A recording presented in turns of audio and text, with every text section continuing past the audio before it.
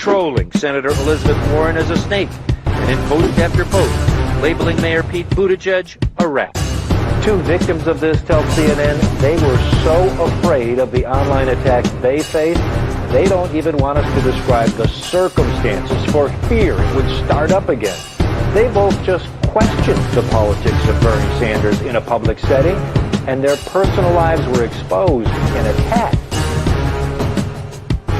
Well, just what Nick said, I think that's right. I mean, there is no Democratic establishment anymore. There's not even a Democratic Party anymore. The Democratic Party is a meaningless notion that the party, like the Republican Party, has been hollowed out and privatized to a large extent.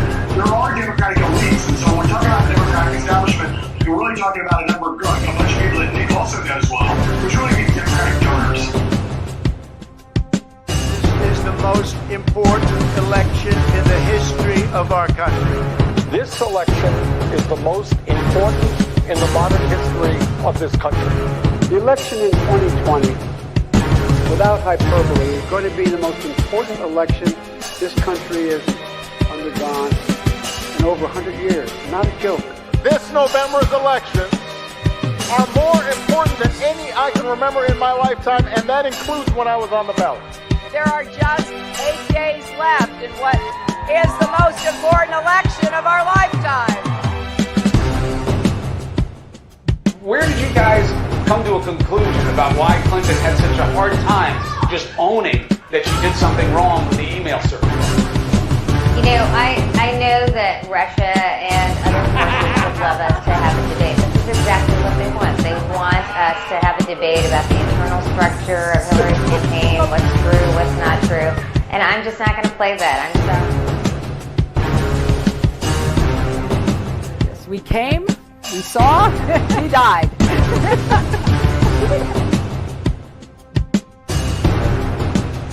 I was the CIA director. We lied, we cheated, we stole. It's like we had entire training courses.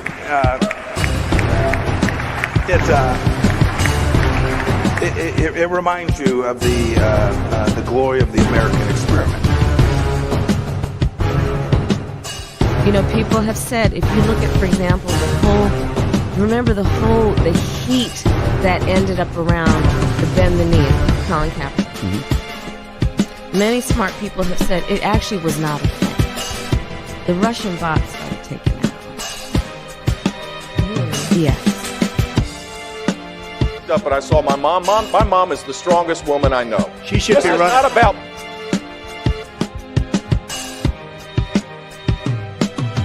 If you're like me, one of the millions suffering from pain caused by migraine, Nurtec ODT may help. It's the only medication that can treat a migraine when it strikes and prevent migraine attacks. Trump and the Republicans lose on Tuesday, and if they lose badly, it's not going to be because of the left, whatever that means. It's not because of the 50 Antifa black mask guys who roam around the United States breaking windows and committing mayhem, most of whom are probably paid police informers. Most of whom are probably paid police informers. I hear you. It's definitely a tiger by the tail. There's only three things he mentioned in a sentence: a noun and a verb and 9/11. I mean, I'm going to try to get through this. Thank you for what you did 3 years ago today. And I went to Wall Street in December of 2007, before the big crash that we had, and I basically said, cut it out. And now I want to hand it over to the president of Ukraine, who has as much courage as he has determination. Ladies and gentlemen, President Putin.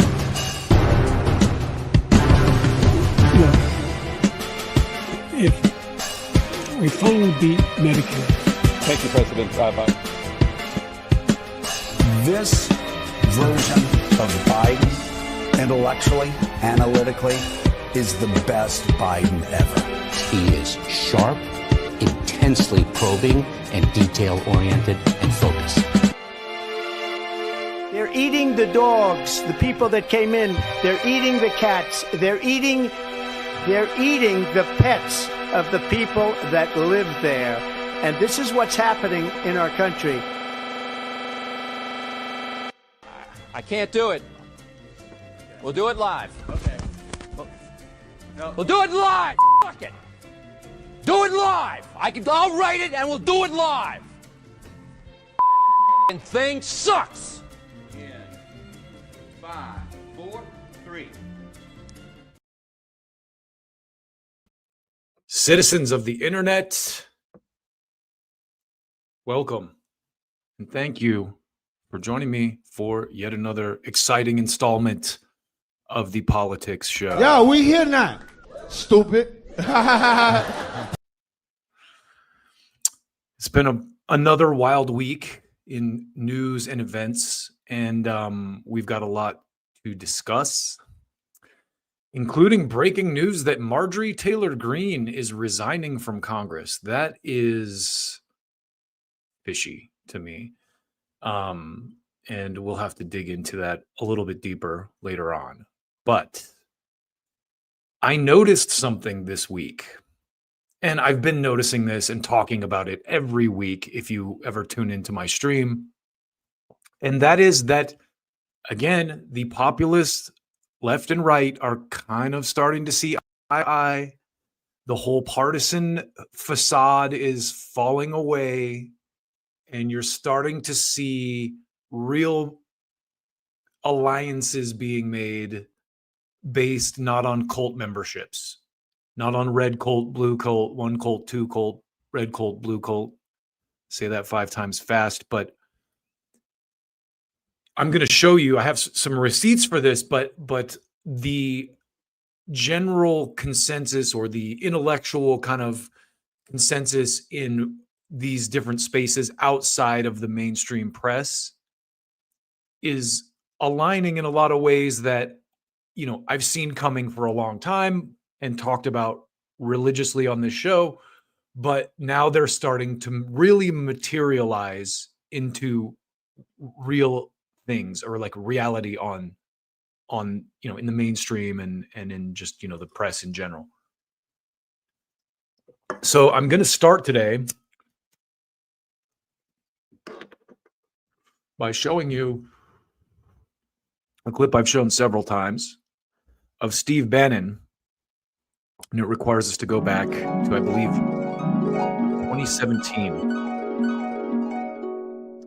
Now, Bannon once said that populism is going to win. The only real question is, will it be left or right? So I want to show this to you real quick, because this is kind of the genesis for where I'm going to go today.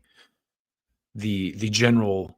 I want to take you back to September 18th, 2008, Washington, D.C., the Oval Office. I think it's 10 or 11 o'clock in the morning. President Bush, David's.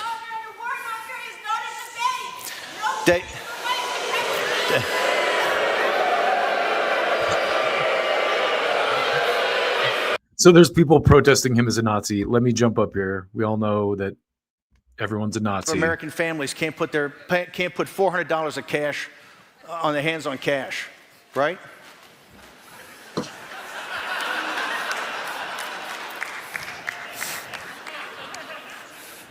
I hate the elite. You got to lay that down there. 60% of our jobs are subsistence jobs. It wasn't Donald Trump. It wasn't the populist. The populist movement, the nationalist movement, is not a cause of that. It's a product of that. Donald Trump's presidency is not a cause of that. It's a product of that. When I stepped into the campaign in mid-August. So he's talking about, just to give you a little bit of context, because I kind of jumped forward in the clip. First of all, someone's protesting with a banner that says "Say no to hate" or something, and he's like, "You got to put that down. I hate the elites." That was his reference to the elites there. But now what he's talking about is the financial crisis and the bailout, and why populism rose as a result of that. Basically, post-Occupy Wall Street. The central number is not how far he's behind, is that 70% of the American people believe for the first time in our history that the country was in decline, and the elites were okay with that. That managed decline was the wave of the future. Whether it's in education, the southern border, China, Korea, Iran, our education, our health system. It was Donald Trump that turned that around. It's the party. They laugh at him. And rightfully so. Donald Trump didn't turn shit around. But that's how he got elected, let's be honest, because he spoke to those problems. This is a very tough crowd. We'll have plenty of time to go through this.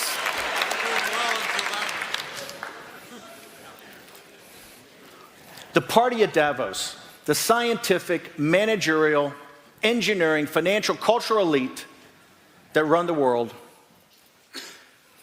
have left a financial wasteland and decoupled from the middle class and the working class throughout the world.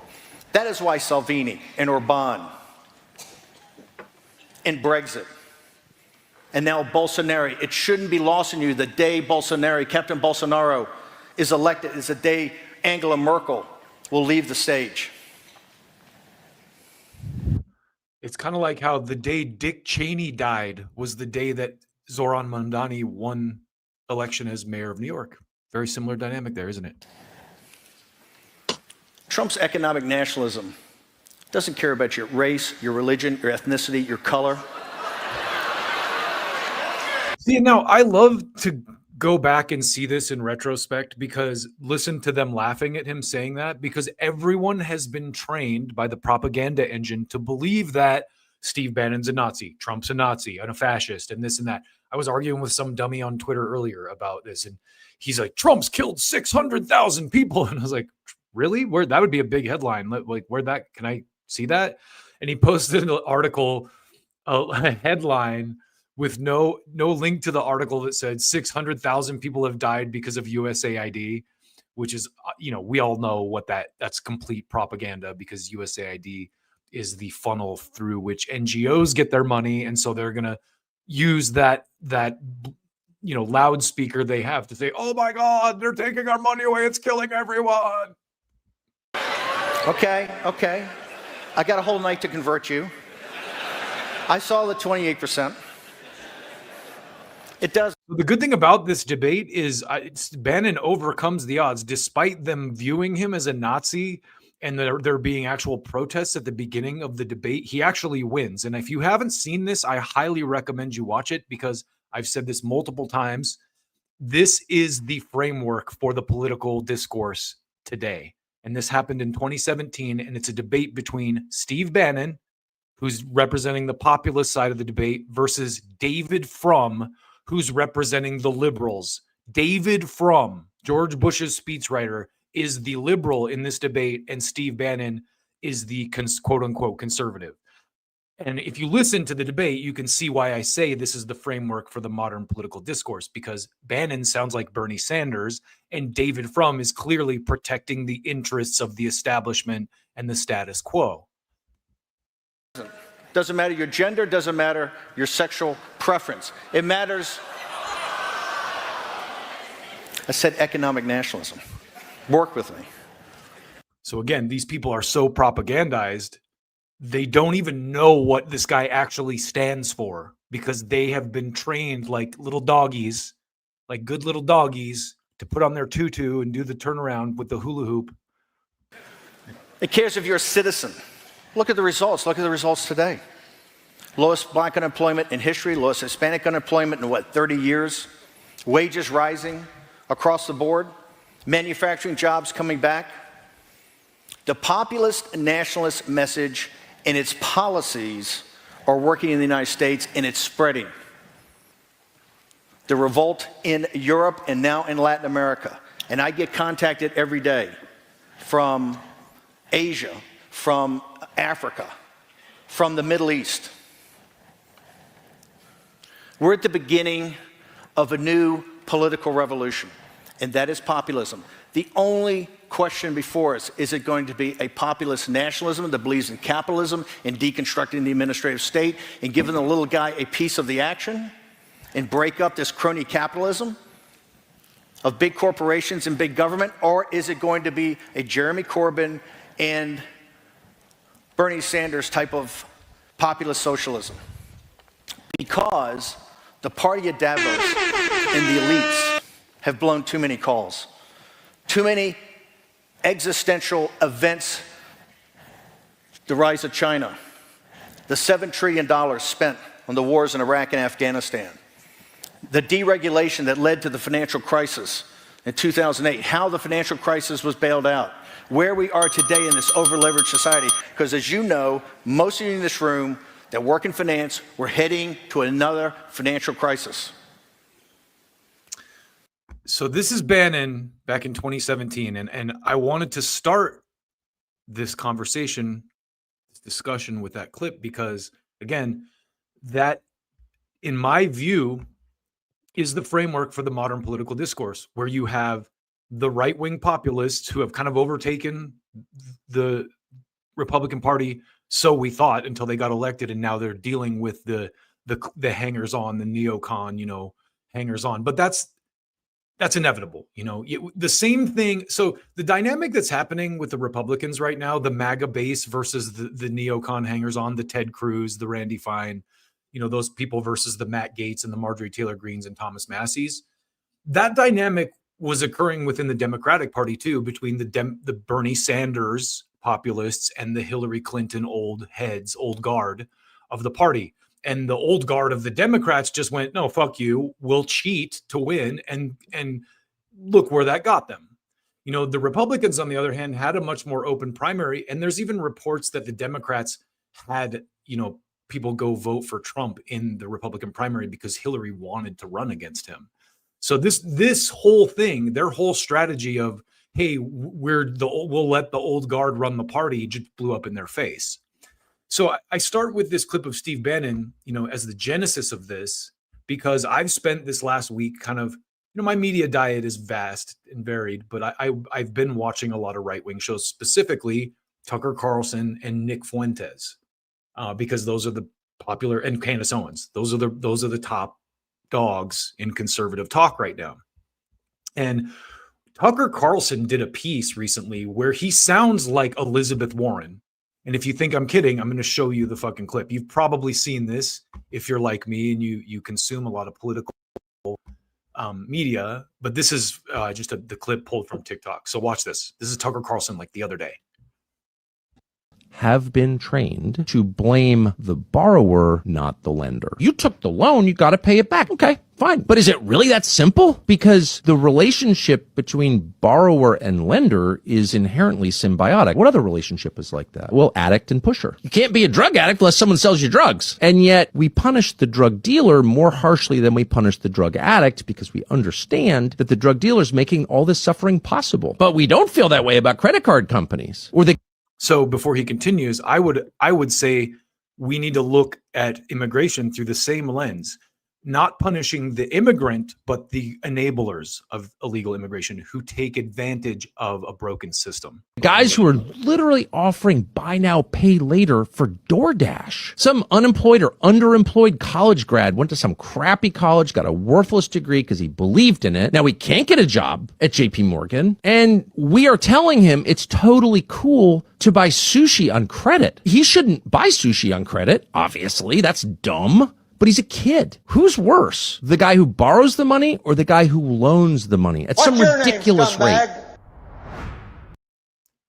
So that is Tucker Carlson literally addict and pusher sounding like Elizabeth Warren. And that is the populist wing of the Republican Party ascending. And so to continue down this path, over on Rumble this week, you have Nick Fuentes, who is talking about taking real action. And when you see this, you're going to understand, again, just like Steve Bannon, just like any of these guys, why Nick Fuentes is being smeared as a Nazi. Because he's advocating for actual political action, not just talking about it. And I think this was really stunning to me. To see this. So he was discussing negotiations between left and right-wing populists and what that would look like. And the more I listen to this guy, the more I understand why he is quote unquote ascendant, as Daisha Nekrasova said on Glenn Greenwald recently, because she was canceled for having a conversation with the guy. She lost like her acting contract for talking to this dude. But when you listen to Nick talk, he has a broadcaster voice. He's a good-looking dude. Like I'm not trying to get down with him, but as a man to another man, he's a handsome dude. He has a broadcaster face. and a broadcaster voice. And in addition to those qualities, he's razor fucking sharp. He's a smart dude. He knows what he's talking about, and he's funny. So here he is talking about uniting left and right wing populists and things that each side should be willing to give up in a negotiation of this nature. And this is actually really good stuff. So here you go. Whoa, wrong clip. God damn it. My trigger finger is just a little too heavy. I'm getting ahead of myself here. I need to cue these clips up anyway, because when I load them, they don't load. Like the front gets cut off, I notice, when I watch the broadcast back. So let me make sure I start this from the start. So here's Fuentes talking about left and right populists and the current state of politics. Tonight, there's not a ton of news, so I really want to talk about some of the ideas which have been brought to the center lately. And I've been doing this. I've been talking a lot about strategy. I've been talking a lot about the ideas. Now, I want to say, too, before we go any further, my thumbnail today, the center is a scam. Grok AI pisses me off so bad. It's so terrible. This thumbnail is a combination of Grok AI and my brilliant photoshopping skills, because fuck Grok. But anyway, Nick is going to explain why the title of my thumbnail here. So listen closely, because this is actually really good. Trying to clarify for people that don't understand what we're really about and what we're trying to do and how we're trying to achieve it. And this is a perfect example of this. So last night on my show, I forget the context exactly. I think we were talking about how Democrats and Republicans came together to compel the release of the Epstein files. You had a Democrat, Ro Khanna, and a Republican, Thomas Massey. And they worked together on this discharge petition, which forced a vote on their bill, which would order the DOJ to release the Epstein files. And I said, isn't that a remarkable blueprint? Isn't that an example of bipartisan cooperation? Republicans and Democrats are at each other's throats. There's gridlock in Washington, longest government shutdown. I said, but this is an example of maybe where the populist left and the populist right can find common ground on something that we all agree is important, which is, in this case, accountability for the oligarchs. That's really what Epstein is about. Epstein is about the pernicious influence of foreign states using their intelligence apparatus to manipulate our oligarchs, our powerful private and public people that have influence over our society. That's what the story is. And Jeffrey Epstein, who was some sort of intelligence mercenary, a go-between with the CIA, MI6, Israeli intelligence, he was gathering blackmail on Western oligarchs, British, American, and other oligarchs, potentially selling that information, working on behalf of intel agencies. To what end? Well, that's why we need to see the files. We're not actually sure the breadth of that network and the substance of what he was gathering on these people and to what end. And so there's a bipartisan consensus on this issue. This bill was passed 427-1 in the House yesterday, adopted 99-1 in the Senate, is going towards the president's desk for a signature. And I said last night, isn't this a blueprint for how the populist right and the populist left can find common ground and actually change society? We can unite against the center. We can unite against the center right and the center left, which have themselves seemed to struck a bargain of their own variety. The center right and the center left are collaborating to protect the system. That is so fucking astute. What he said right there. The center right and the center left are collaborating to protect the system, the status quo, I would argue. Not the system. The system would cleanse this kind of cancer out of it. The system was built to cleanse this kind of cancer out of it, but it has been, legally rigged and jerry-rigged over the years to allow these people to do this. Normally, people like Pelosi and McConnell should have been out of Congress years ago. But this is such a fantastic point he makes right here. I want to just back that up just a little bit. Center right and center left are in favor of the warfare state. Center right and center left, populist right and the populist left can find common ground and actually change society. We can unite against the center. We can unite against the center right and the center left, which have themselves seemed to struck a bargain of their own variety. The center right and the We're going to get into this in a minute with the Dick Cheney funeral. Center left are collaborating to protect the system. Center right and center left are in favor of the warfare state. Center right and center left protect the oligarchs, money and politics, Wall Street, Silicon Valley, the billionaires. And so I said last night, wouldn't it be a creative way to change how the table is set if instead of the right and the left fighting each other, and we're both disappointed by what we get from Republicans and Democrats, what if the far left and far right united as ordinary people on the basis of overthrowing the oligarchs? And I said, in order for this to be possible, there would need to be a compromise. And now you understand why this man is so demonized.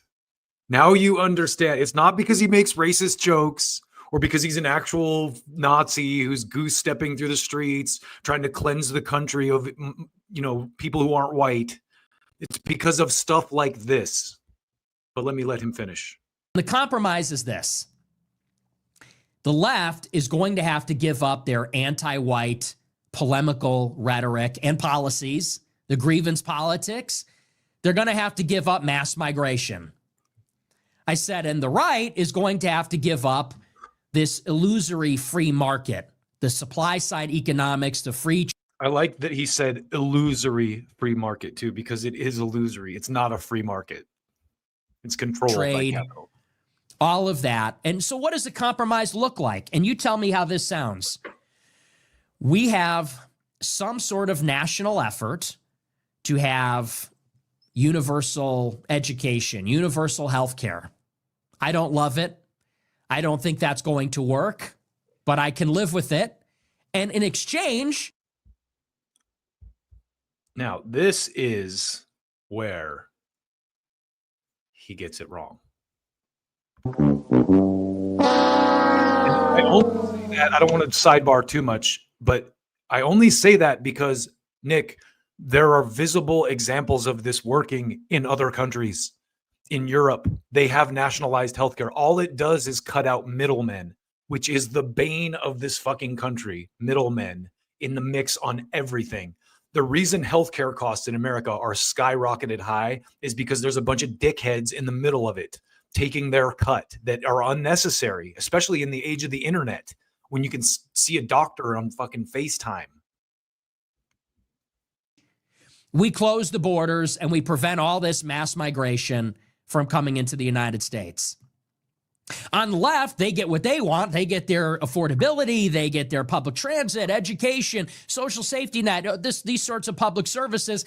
But they're not going to be able to have all the mass migration. Maybe they can live with that too.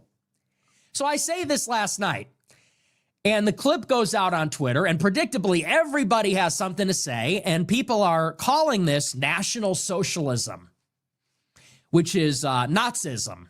It's Nazi politics. They said, wait a second, you want cheap healthcare and closed borders? You're a Nazi. That's actually National Socialism because you're a nationalist and you're a socialist. It's in the name. That's what a Nazi is. You're an anti-Semite. So Dinesh D'Souza, who was born in India, Vivek Ramaswamy, who is an anchor baby and a big pharma scam artist, and many leftists, too. They said, this is Nazi politics. This is Nazi politics. So let me get this straight. Zohran Mamdani wins the mayoral election in New York, campaigning on affordability. He says, we want affordable public transit, affordable housing, affordable groceries, affordable health care, public services. Donald Trump wins the election saying we want borders. 10 million illegal aliens in 4 years is way too many. We need to stop irregular migration. We need to deport many of the people that are here. We need to do this so we can put American labor first, so that Americans can have access to hospitals and schools, so that the cost of living is not being driven up by this glut of foreigners moving here, so that we still have some recognizable society. And so quick sidebar here, because I live this every day. I live in an area where there are a lot of H-1B visas that work at the hospital and the university. And I drive rideshare. And a couple weeks ago, I talked on this stream about the H-1B visa thing and showed a clip of Marjorie Taylor Greene, which, again, it's interesting that she's resigning now. But literally after I did that broadcast, I went out and did some rideshare driving. And the first person I picked up was a Nigerian immigrant from a hospital in Scrubs. And this guy was the fucking cream of the crop, the nicest dude. We had the best conversation. You know, he was a really great dude, and he was very proud of himself that he had pulled himself up and he got it to America. He was like, you know, his siblings, his younger siblings looked up to him and all that stuff. And, you know, I think it's beautiful. And I don't think that it shouldn't be allowed at all. By the same token, after I dropped him off, I thought, you know, as cool as that guy was, I would prefer that Americans were prioritized for those jobs. And, you know, the argument is that there aren't enough qualified people to take those jobs. Yes, there is. That's a fucking ridiculous premise. And this is the same dynamic that's happening in blue collar work, you know, with farm workers and you know, janitors and all that kind of stuff. And again, this isn't an argument against immigration completely or against, you know, but what other country doesn't enforce their borders? Like, I can't go to, my brother was trying to move to Mexico City. He doesn't have a visa. He had to come back to the US every 90 days to fucking stay in Mexico. Mexico enforces their fucking immigration laws. And that's all people are really asking for. So I think that the path Nick's on here is a very good one, but let him finish. I just wanted to tell that story as a sidebar to say that I've seen this reality myself firsthand. Here I am saying, I have an idea. Why don't we take what people on the left care about, what people on the right care about? Let's just do both. Is that insane? And by the way, people on the right are also dependent on Obamacare subsidies and to some extent food stamps and government services. Yeah, because everyone is, Nick. The economy is in shambles. Government contracts. And at the same time, much of what the left cares about is actually hurt by mass migration. How do you have public transit if you got people being lit on fire and stabbed in the throat? How do you have universal health care if you have open borders? Too expensive. Can't do it. So here I come last night saying, okay, why don't we just have cheap health care? Why don't we just have investment in public resources, public services? And let's also close the borders. You know, because if you don't have an infinite amount of people from the third world moving here, maybe it's more doable. Maybe it's more economical than it would otherwise be to have a social safety net. We already have one. Yep. Half the country already doesn't pay taxes. Half the country already is getting some form of government transfer in the form of Medicaid, Medicare, supplemental income, food stamps, subsidized housing, like you name it. And we can afford foreign wars, but somehow we can't afford that. We can afford to funnel billions of dollars to the Middle East and Ukraine and to scare Venezuela, which I'm not going to go too deep on today, but I really hope that doesn't happen. It looks like it looks more like saber rattling to me and just a byproduct of our bloated military, but I'm getting off track. I think Nick is 1,000% correct here. And again, I can see why he's so demonized in the mainstream press when I listen to him bring to the table, you know, real, you know, quantifiable strategies on how to, you know, overthrow the status quo with using, you know, voters, you know, getting voters together, united on the same issues, because that's a real threat, you know. And I also respect that this new generation, they're not fucking having it. They're as much shit as Gen Z gets and these kids get, they're smart and they're fucking way more motivated than my generation was. You know, my generation elected Barack Obama and then sat back in our fucking rocking chairs and went, oh, we did it, guys. We did it. Yeah. Black president. As he sat and did everything that Dick Cheney and George Bush did. We swallowed the identity horse shit and just, took a break from, and then, held up signs of like, if Hillary had won, I'd still be at brunch.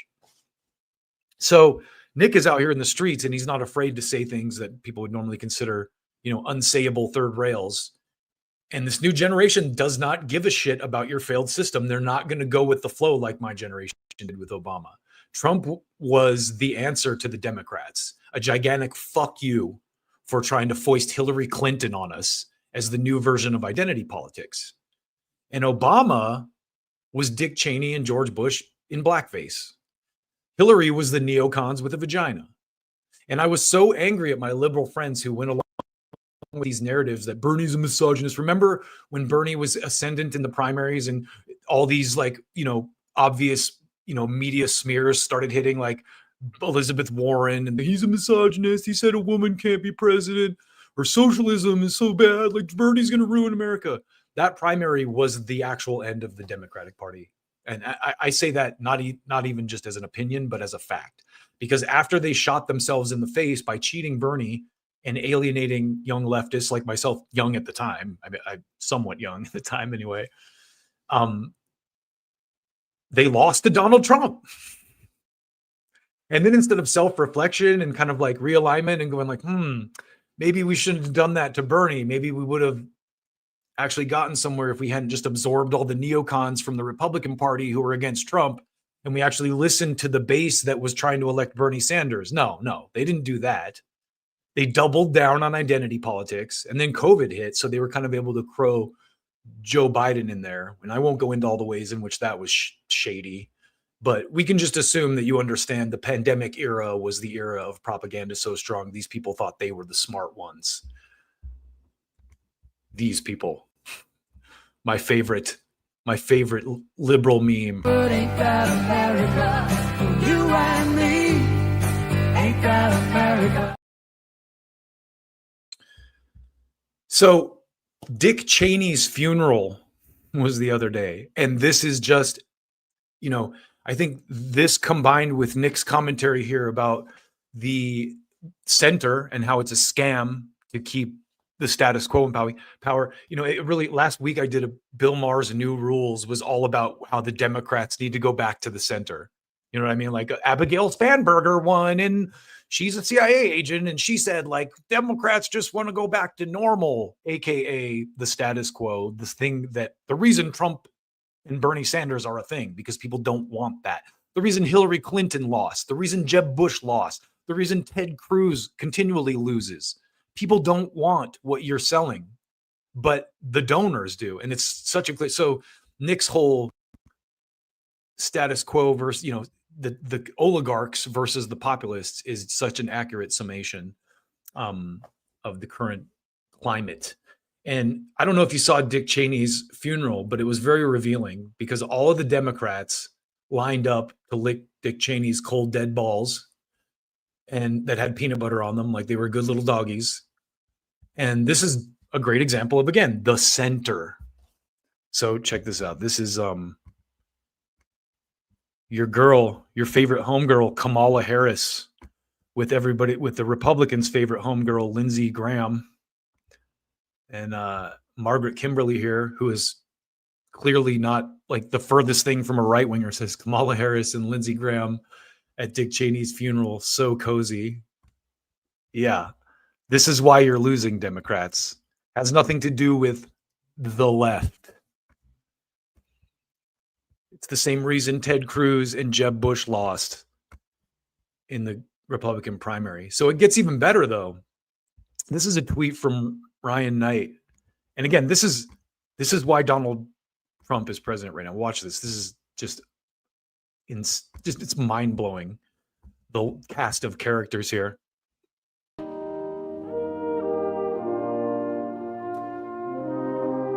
I'm gonna have to mute this. I don't know if I'm gonna get copyright bit for the music. So here comes Biden and the former president and VP Joe Biden. Let's mute that. There's Mitch McConnell. Who's that to the right? Is that Thune? John Thune? That's Al Gore. Fucking Al Gore, the guy who they cheated out of the election. I don't know who that is. If you do, tell me in the comments. So it's just a who's who of dick pigs here at Cheney's funeral. Here comes king of the dick pigs, George W. Bush. The guy who liberals are fucking love now because they're so goddamn deranged about Trump winning that they think they've been convinced that George Bush is a good guy.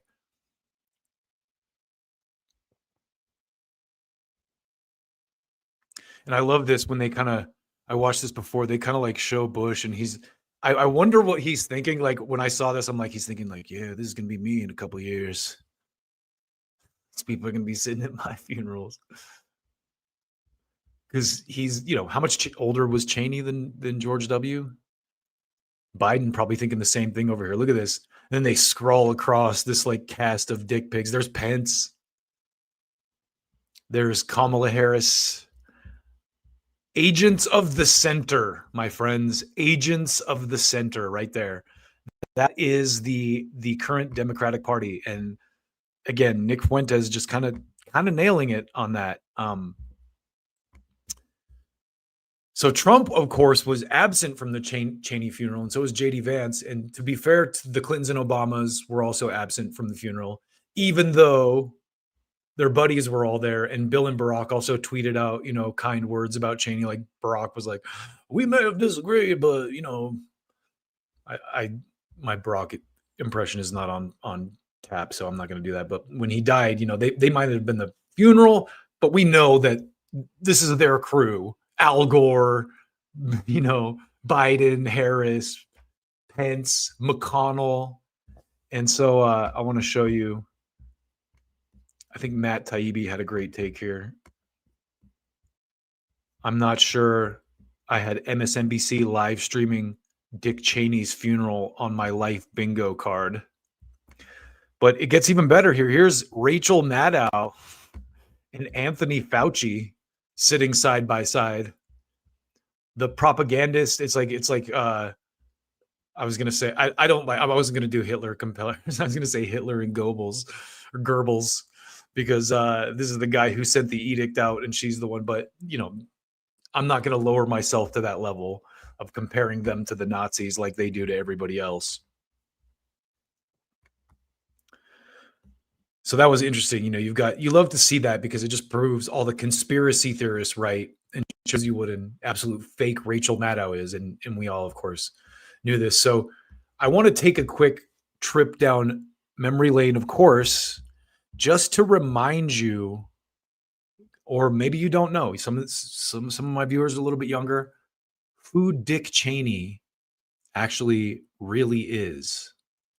And this is actually pretty, it's a little bit long, but.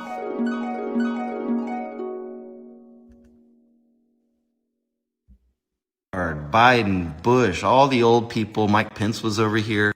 Even Rachel Maddow and Anthony Fauci held at the sacred National Cathedral in Washington. Trump and Vance not invited.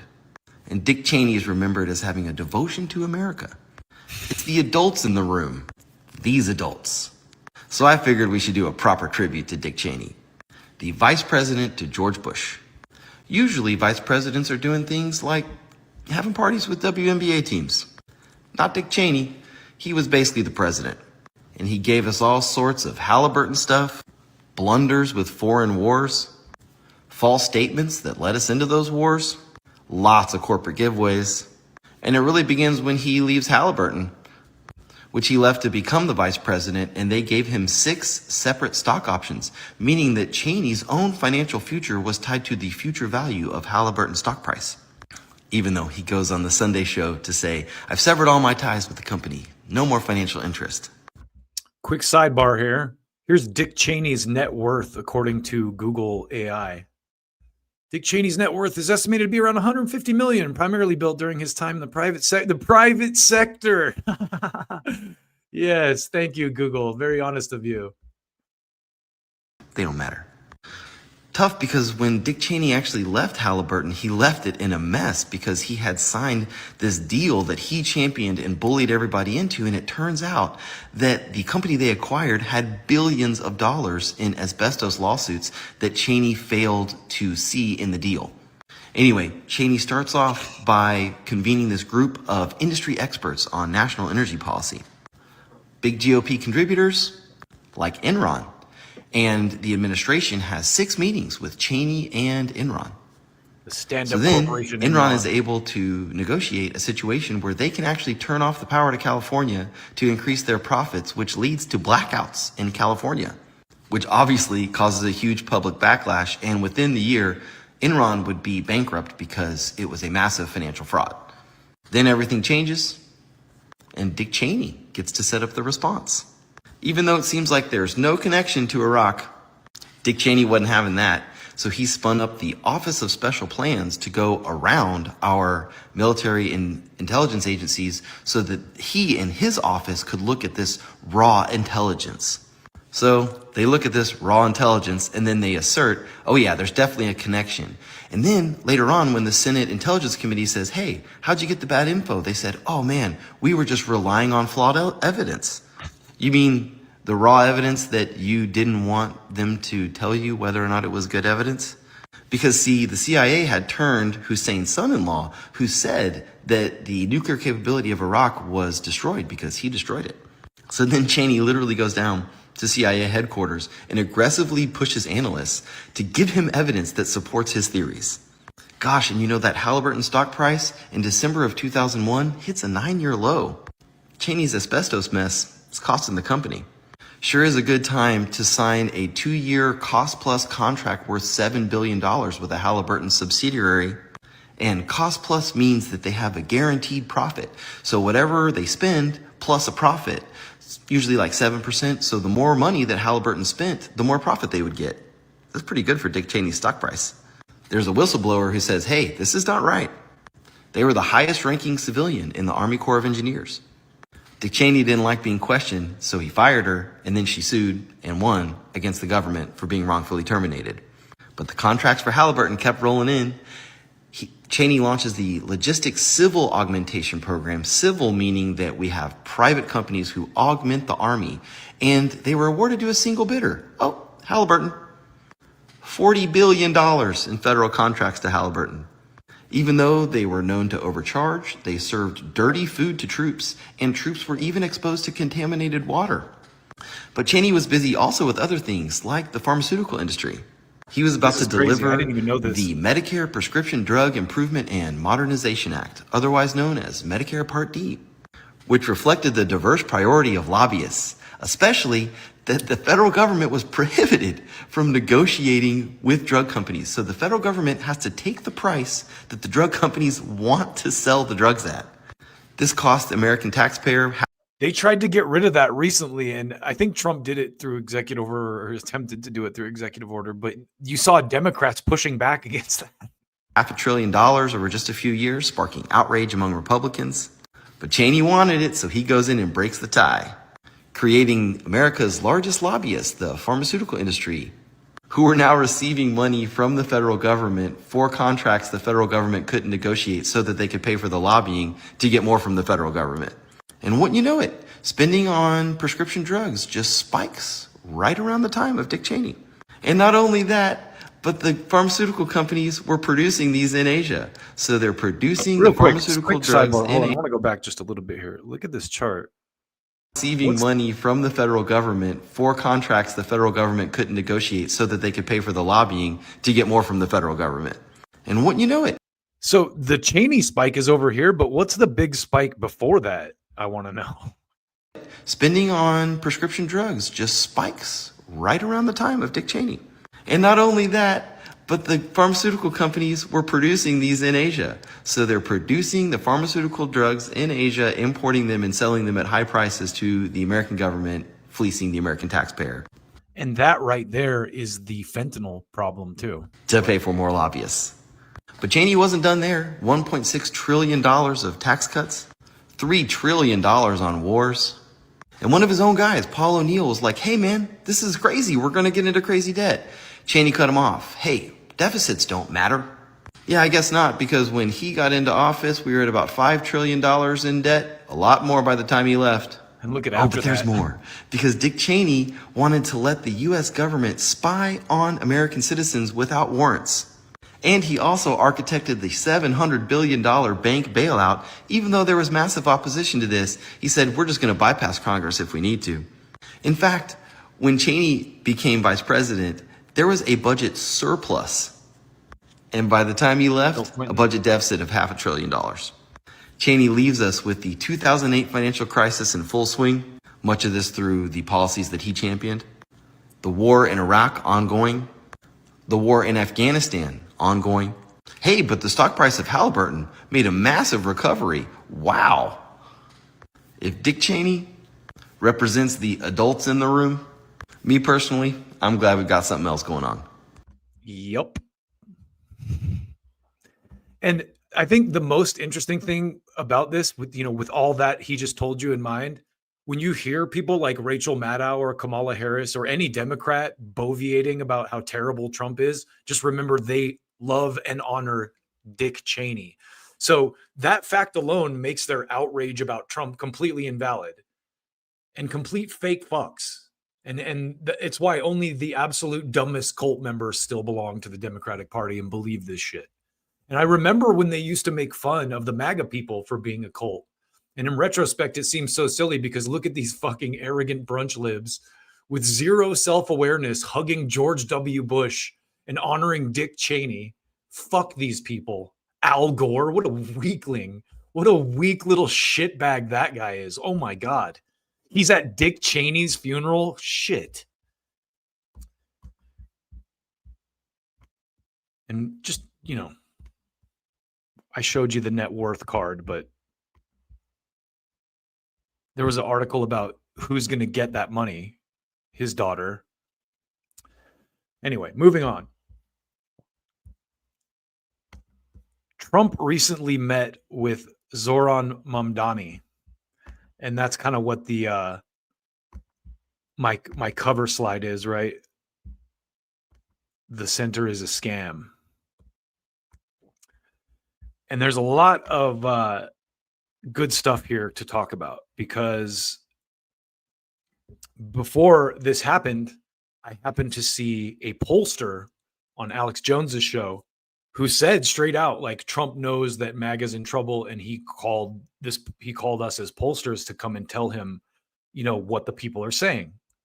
So I think that the Mamdani meeting, I mean, it's been planned for a while, but I think that was a telling, move by Trump because he knows that he needs to get back in touch with the general populace, and this guy just won an election. So let's start with this. This is a clip. This first one is very revealing because Mamdani gets asked about Gaza in front of Trump, and his answer is pretty solid. And the guy I took the tweet from is kind of kissing ass a little bit, but it's a valid point.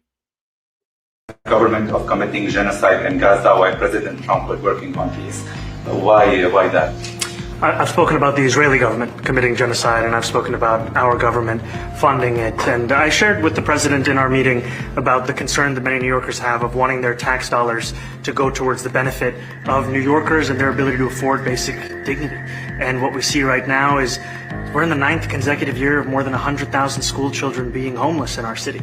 And there's a desperate need not only for the following of human rights, but also the following through on the promises we've made New Yorkers. And I appreciated the meeting we had and the work that we can do. I also believe that we have to follow through on the international human rights. And I know that still today those are being violated, and that continues to be work that has to be done no matter where we're speaking of. So that was pretty bold. And there's another point here where a reporter just asks Trump straight out about Elise Stefanik calling Mamdani a jihadist, and Trump's answer is too candid. And the press and the party establishment hates him so much for this kind of stuff because.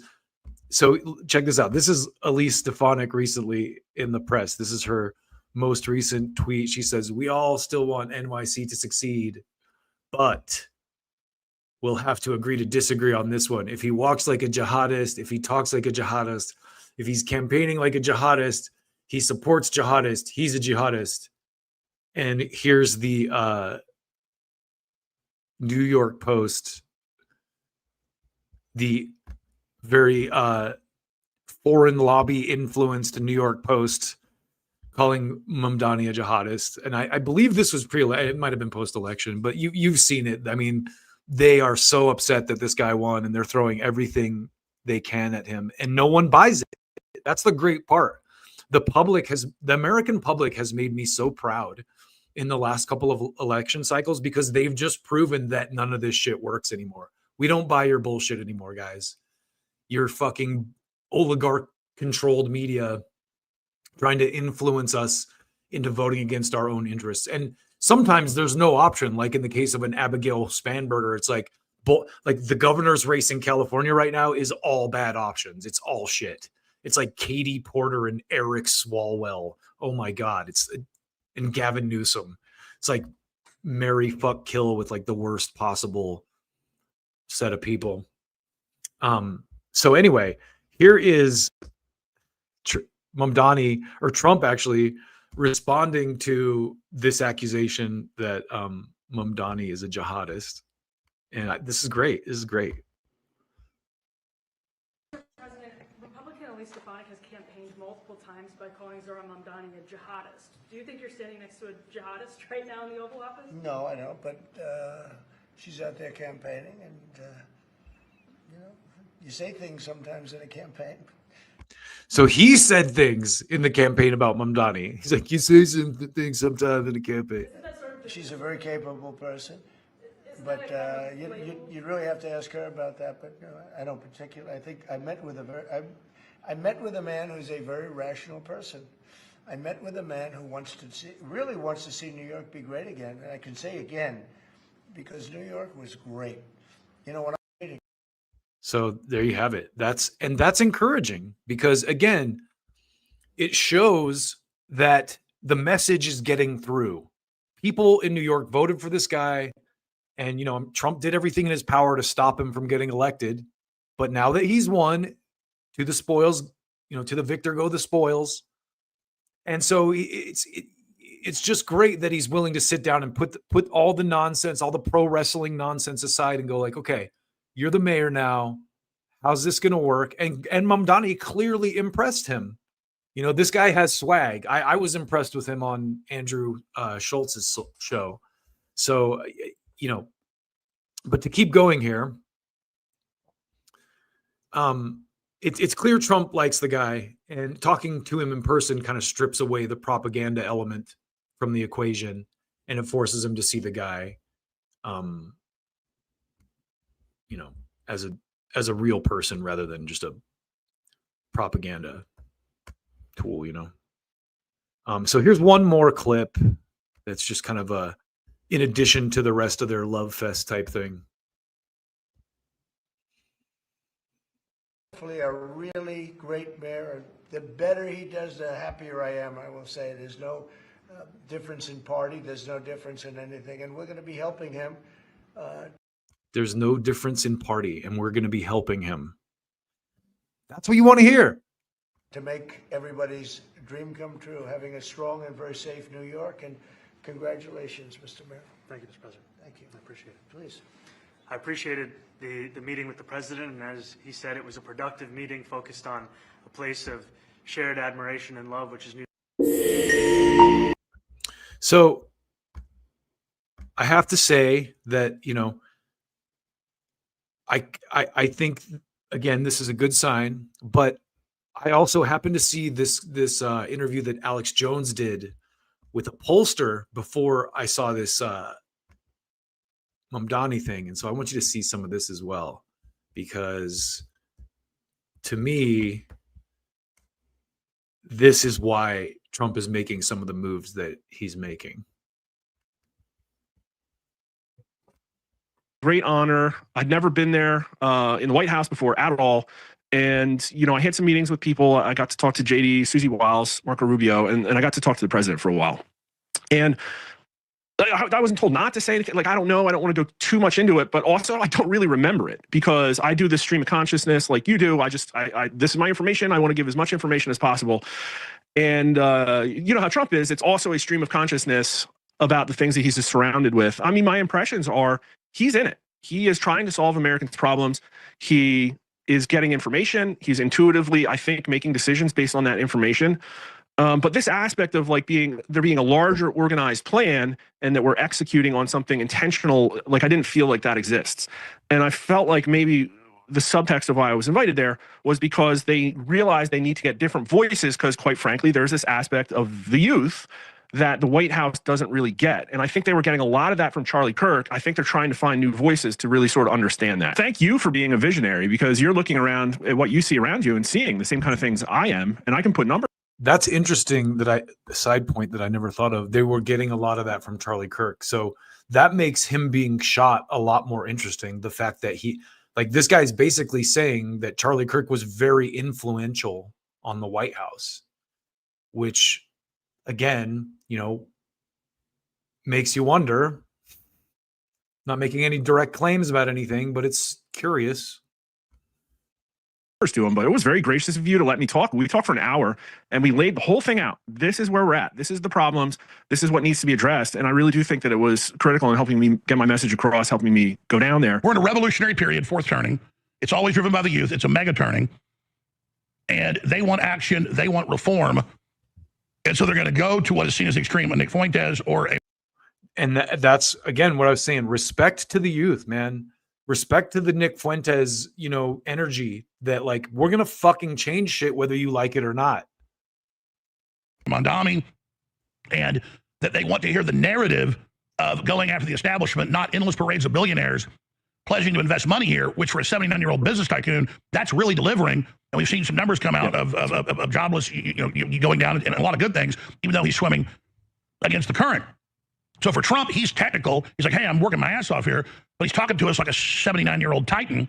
He needs to get the messaging to the youth that no, they elected you because they tried to kill you. You're seen as a maverick, an outlaw, a rebel, which you really are against the system. So get the rebel messaging going. I mean, literally, if Trump goes out and shoots up a case of Bud Light, by the way, Trump's never been seen shooting a gun. And I'm being serious. So I think Alex is kind of on the right track here, but I don't think going out and shooting a gun with Kid Rock is the answer. I think meeting with Mamdani and having a positive conversation and saying, hey, we want the same things is the answer. And Trump did that. So what the youth want.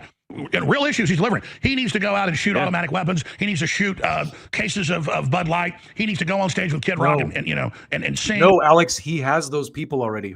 Well, the Epstein thing alienated some of them, but for the most part, he has those people. That's not the people he has to win.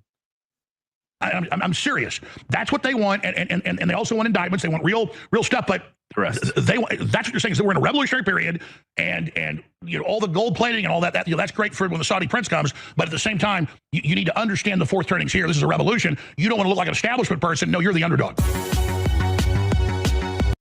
So interesting data point there that Trump is meeting with pollsters and apparently listening to them.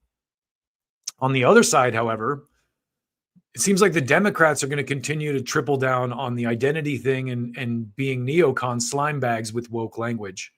And that kind of got me on this thought process of the word woke and what does woke even mean, you know? And I wanted to do kind of a breakdown of that term and how it's evolved in the political lexicon, because a lot of words in the English language, it's been twisted and kind of bent for political reasons from the original meaning. And now you even have people using the term woke right. So let's go real quick to Google and read the actual dictionary definition of this term or at least how Google defines it.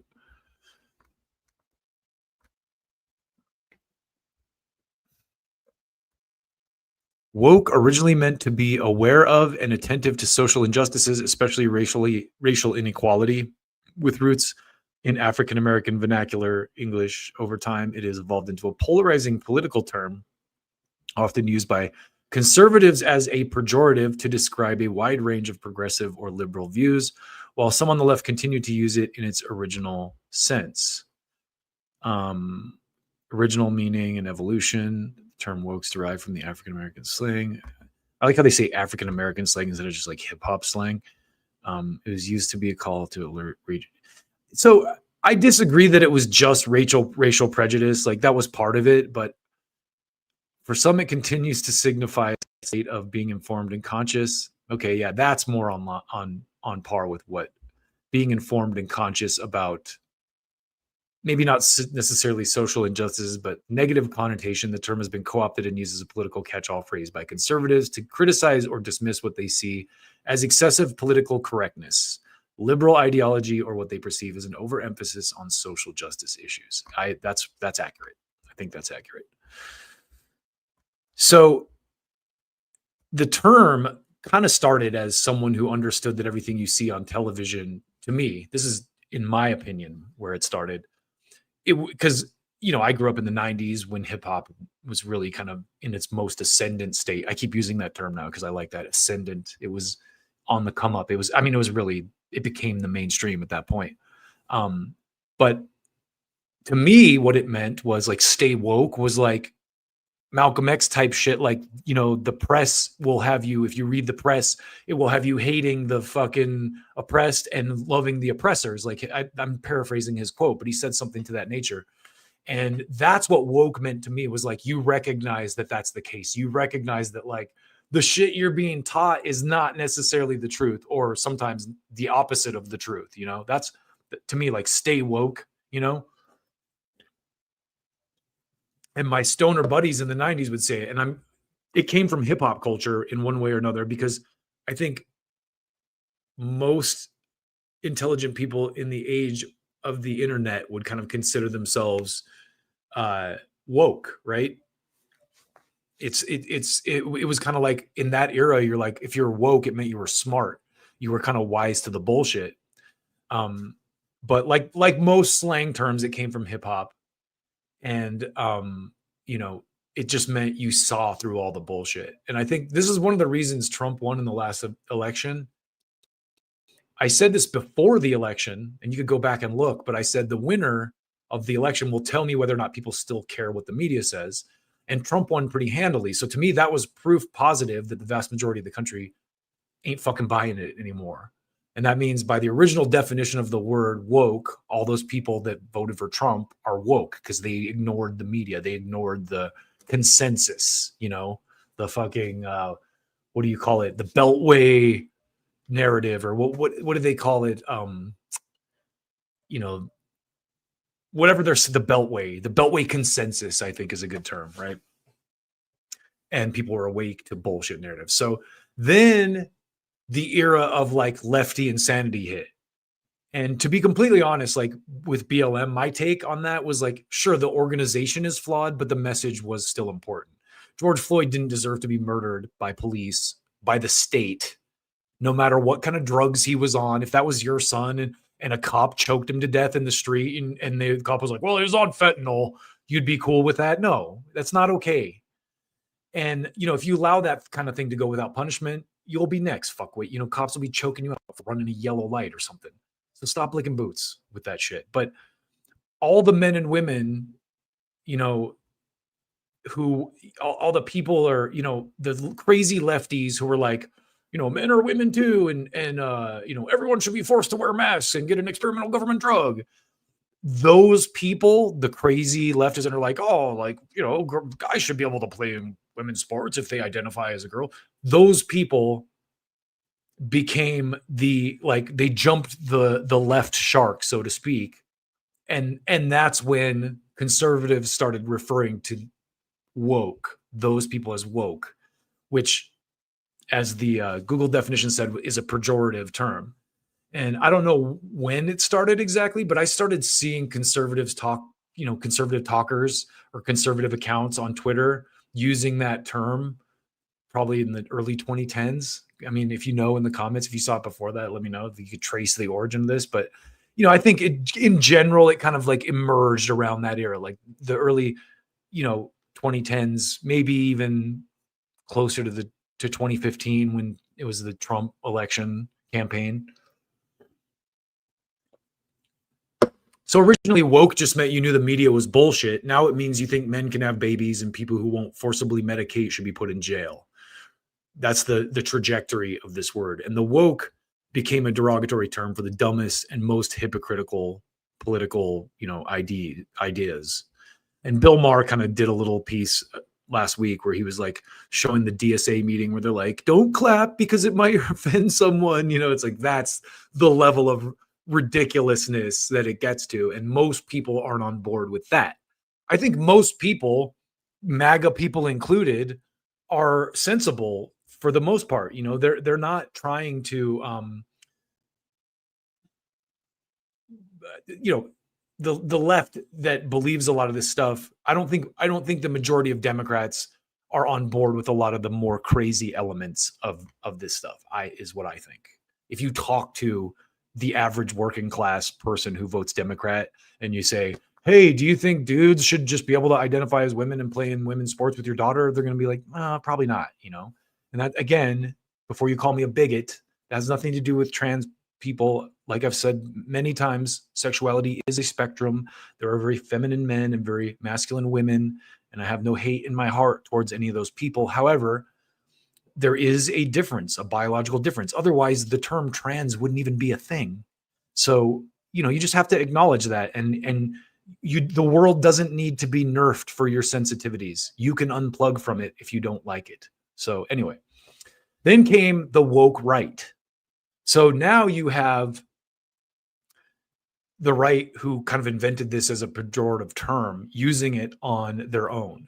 Conservative talkers like Ben Shapiro, who built their entire career on saying things like facts don't care about your feelings, to trans activists who wanted to take their dicks into women's restrooms. Ben's now a hero to the intellectual right when he accurately argues that you don't deserve to have the entire world intellectually nerfed for your oversensitivity. And so people are going to say hurtful things that you disagree with and fucking deal with it. We all have to deal with it. Trans or straight or gay or black or white or Asian or Hispanic, whatever. We all have to hear insensitive, horrible things. It's part of life, unfortunately. Deal with it. And don't just deal with it, have a debate about it if it's like, something that's really actively needs to be rebutted. And that was Ben Shapiro's entire reason for being for a long time. Actively come to the table with better ideas and prove you're right and he's wrong.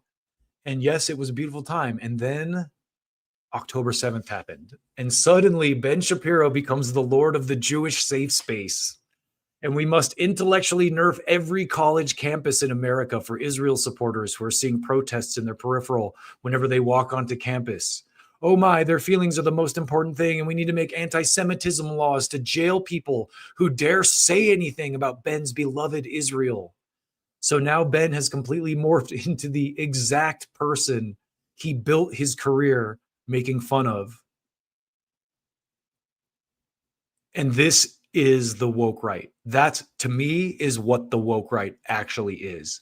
The exact definition of the people that they were making fun of on the left, now they're doing that in a different context, in the Israel context, in the Jewish Israel context, pretending that a criticism of Israel is anti-Semitic and trying to shut people down and scare them out of a debate by insinuating that they're racists, which is exactly what the BLM people and the trans people were doing, and Ben was condemning it.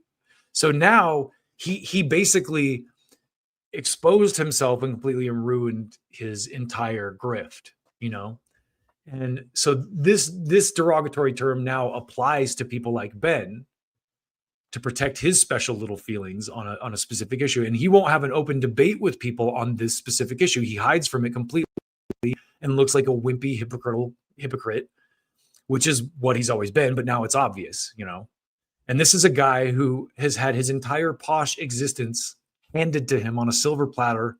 You know, he's from fucking Beverly Hills. His parents put him through the nicest colleges. He comes from money. Now he's calling kids. He's sitting in his Beverly Hills studio calling kids from Chicago, like Nick Fuentes, gay basement dwellers because they have a difference of opinion on his special pet issue.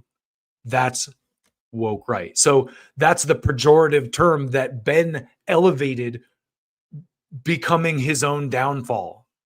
But now if you go on Twitter, you'll see these paid conservative accounts and the Hasbro puppets saying that Tucker Carlson is the woke right. And this is like kind of what I call Pee Wee Herman, I know you are, but what am I defense, the Pee Wee Herman defense. I know you are, but what am I? I know you are, but what am I? I need to get a sound drop of that. But it's a narrative twist by the Hasbro accounts. They can't admit that they are now the people they used to stomp intellectually all day and make fun of. So they just accuse other people in the space they don't like as being woke right. They completely twisted, just like the definition was originally twisted from what it really meant, which is like, hey, we're wise to the bullshit. By that definition, everyone who on the left and right is woke who ignores the media, you know, but it's been turned into this pejorative. And when the pejorative got turned around on the Ben Shapiro's and the, you know, what's that guy's name? Dave Rubins of the world, all of a sudden they're like, I know you are, but what am I? You're the woke right. No, you're the woke right, you know? So they just have to accuse other people in the space of being that. And nothing these people do,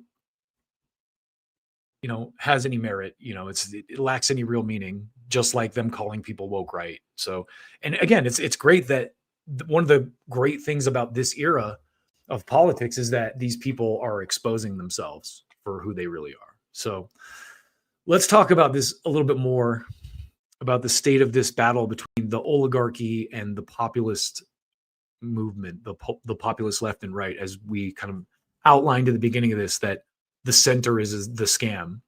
So there's a divide going back to the Dick Cheney funeral, and all the people at that funeral are center. They're the center, the Republican and Democrat. They're the status quo. And I will say that the Trump administration has its own elements of corruption, you know.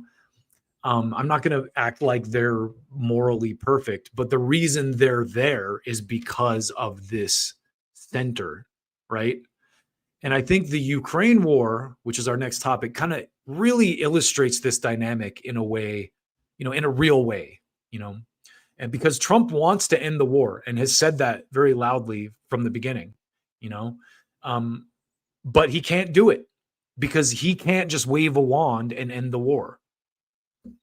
So he's taken steps to do it, but he's also being pushed back upon in every way possible because there's a lot of money flowing to this project. And Ukraine and Europe aren't going to help him. And so he kind of cut them loose to let them battle it out on their own. And so I think, honestly, you know, when you look at the situation, really, that's all he could do strategically, say, okay, you guys want to keep this going? Go ahead. It's your fucking battle. Enjoy it, you know?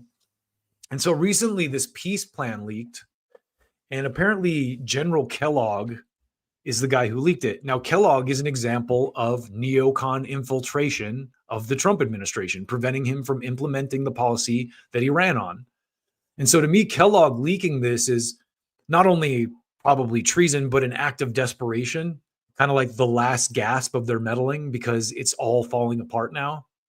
And I wanted to start this little examination by just showing you what the oligarch-funded media is saying about the conflict as of late. And this is, I actually didn't read this word for word as I clipped it, so this is going to be educating myself as well here. Trump paints Zelensky. I love the headline on its own as propaganda. Poor Zelensky, that big bully Trump just painted him into a corner with his new plan to end Russia's war on Ukraine. They leave out the fact that Ukraine is surrounded and they have like no, you know, military age men left to fight with, and their entire power grid has been taken out. But let's read this and just see what they're telling people. Washington, and this is from November 21st, so yesterday. With this new 28-point plan to end Russia's war in Ukraine, President Donald Trump is resurfacing his argument that Ukrainian President Volodymyr Zelensky doesn't have the cards to continue on the battlefield and must come to a settlement that heavily tilts in Moscow's favor. Yeah, because Moscow has taken out their power grid and surrounds the fucking country. Trump, who has demonstrated low regard for Zelensky dating back to his first term, said Friday he expects the Ukrainian leader to respond to his administration's new plan to end the war by next Thursday. Just the entire tone of this opening is complete cunt. It's disgusting. We think we have a way of getting peace, Trump told reporters in an Oval Office appearance. He's going to have to approve it. Buffeted by a corruption scandal in his government, battlefield setbacks, and another difficult winter looming as Russia continues to bombard Ukraine's energy grid. I love how they frame that. It's gone. Zelensky says Ukraine is now facing perhaps the most difficult choice in its history. Now, the corruption scandal thing, I don't know if you've read this, but they're stealing our money. They're like out in the open, taking American taxpayer money and funneling it into their own bank accounts. And you can see by how the press is against Trump on this, what complete cunts they are. Again, the center is a scam. They represent the scam. Trump and Zelensky have had a tortured relationship. Yeah, because Zelensky ain't in power. He ain't in charge here.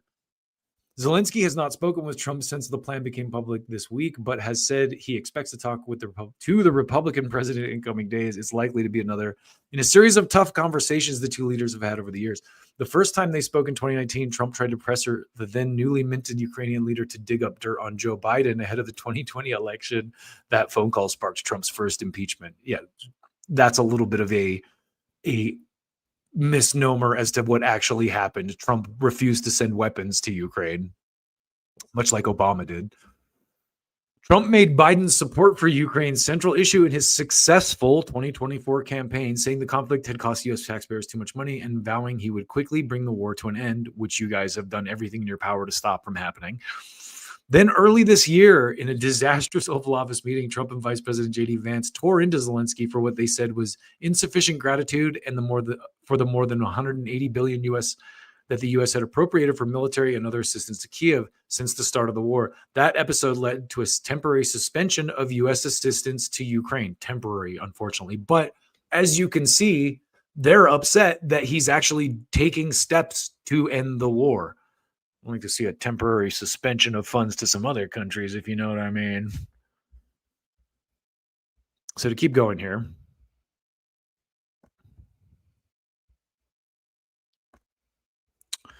And now with the new proposal, Trump is pressing Zelensky to agree to concessions of land to Moscow, a massive reduction in the size of Ukraine's army, and agreement from Europe to assert that Ukraine will never be admitted into the NATO military alliance. Now, listen, they got to this point because they didn't stop the war a while ago. They had an off-ramp a long time ago, and we all know this, but Boris Johnson flew over there and made them keep it going. They had an off-ramp. Zelensky tried, they had the Minsk Accords. They had a Turkish agreement, which we're going to get into in a minute, but let me finish this and shut up. Now Ukraine may find itself facing a very difficult choice, either loss of dignity or the risk of losing a key partner, Zelensky said in a video address Friday. The dignity's kind of already been lost, let's be honest. At the center of Trump's plan is the call on Ukraine to concede the entirety of its eastern Donbass region, even though a vast swath of that land remains in Ukrainian control. Does it? Analysts at the Independent Institute for the Study of War have... Okay, there it is right there. That's how they're able to say this.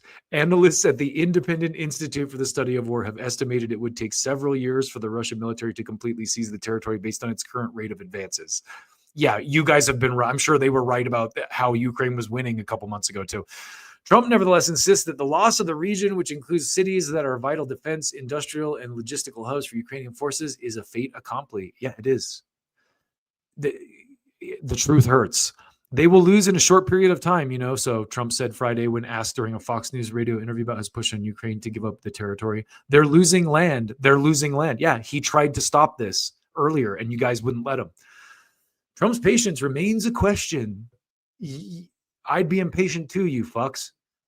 The Trump proposal was formally presented to Zelensky in Kiev on Thursday by Dan Driscoll, the U.S. Army Secretary. The plan itself was a surprise to Driscoll's staffers, who were not aware as late as Wednesday, their boss would be going to Ukraine as a part of the team to present the plan to the Ukrainians. Army officials walked away from that meeting with the impression that Ukrainians were viewing the proposal as a starting point that would evolve as negotiations progressed. So it's a starting point for the conversation, this peace plan.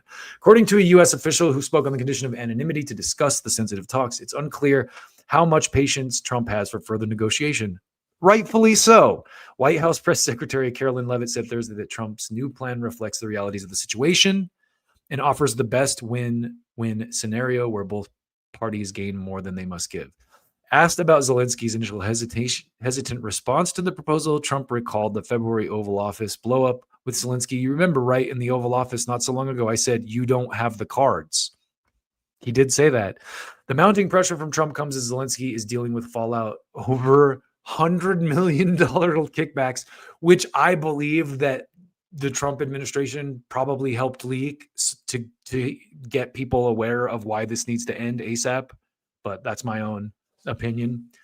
For contracts with state-owned nuclear energy company, the scandal led to resignations of top cabinet ministers and implicated other Zelensky associates who fled to a certain country in the Middle East, ironically, where we're still sending lots of money.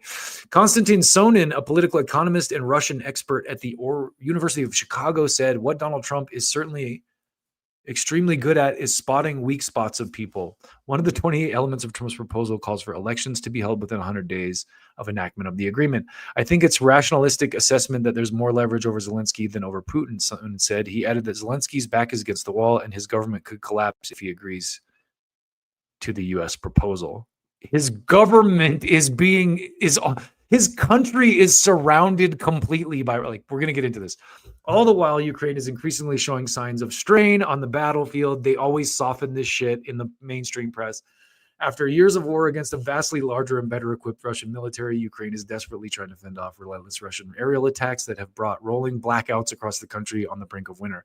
Kiev is also grappling with doubts about the way ahead. A European plan to finance next year's budget for Ukraine loans through the frozen Russian funds is now in question.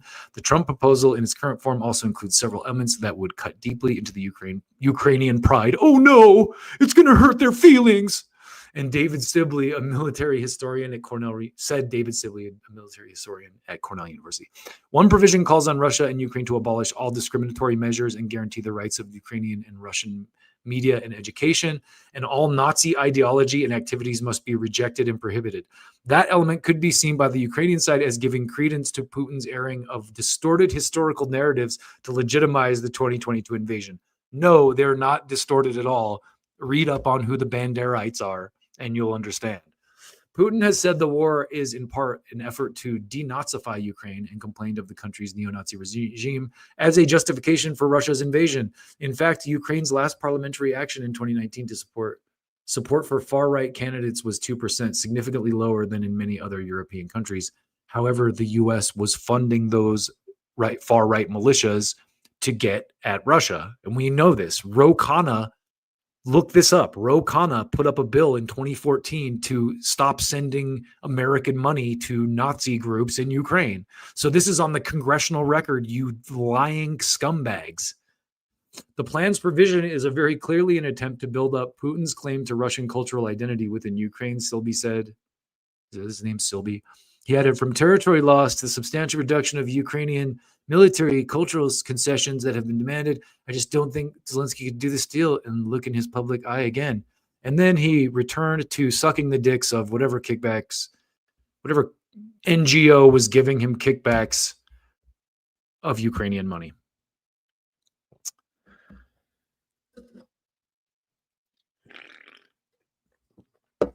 So,